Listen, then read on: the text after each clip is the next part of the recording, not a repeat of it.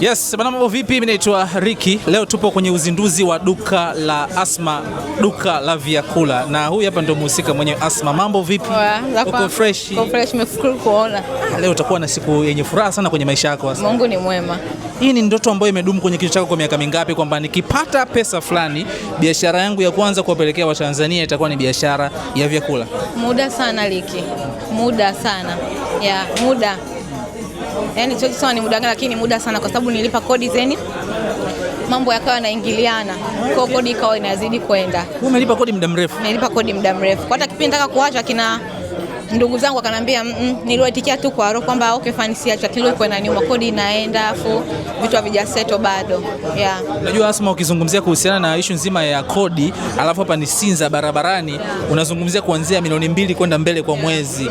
Umeziacha kwa muda gani kabla ya kufungua hili duka leo? Bahati nzuri niliongea pia na wa hapa akanielewa, kwa kuna namna tukakubaliana, then akaona situation zilivyo, ikawa ni rahisi sana kwangu mimi.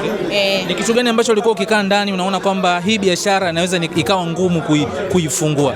Nadhani financially pia mambo yaliyoko pia yanatokea, unasimama leo kesho kunatokea kitu ambacho kinakulazimu wewe mwenyewe usimame, yani kinakulazimu wewe mwenyewe usiwe na namna ya kufanya, yani kwamba yani wewe mwenyewe kwamba hii sababu unanifanyisha kweli nisimame. Kwa hiyo kwa kinaniumiza sana, hauna excuse. Kuna namna fulani ambavyo ilivyo kwenye industry, mtoto wa kike akifungua biashara kama hivi, investment kubwa imefanyika, watu wanakuja na picha zao kwamba kuna uwezekano kwamba kuna mwanaume amemfungulia Asma. Of course Asma mpaka tunafika leo hapa haujawahi kututambulisha kwamba huyu ni mwanaume wetu. Ni kweli kuna support yoyote kwa mtu anayefikiria hivyo? Hakuna support yoyote, ila kama kuna mtu anahisi kwamba ni lazima kwa kuna support, acha amini hivyo hivyo. Mimi naweza nikamwambia kwamba ajikune pale ambapo yeye anaweza. Akisi kama kuna support inahitajika, basi apewe hiyo support alafu afanye kwa nguvu. Sisi tunamwangalia kama role model. Okay. Safi, hongera sana. Shukrani. Chochote ambacho ungependa kushare na Watanzania hivi? Mimi nawapenda sana. Naombeni tuendelee kunisupport.